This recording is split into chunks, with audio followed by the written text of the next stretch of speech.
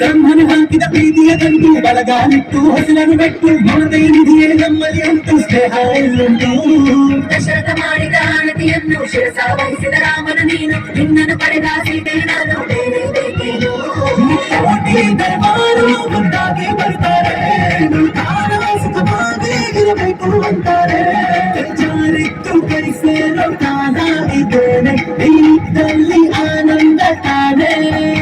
ಶುರುವಾಯ್ತು ಗಟ್ಟಿ ಮೇಳ ಸಡಗರದ ಹಾಸ್ಯ ಲಾಸ್ಯ ಆರಂಭ. ಊರೆಲ್ಲ ಚಪ್ಪರ ಸಾರೋಣ ಡಂಗುರ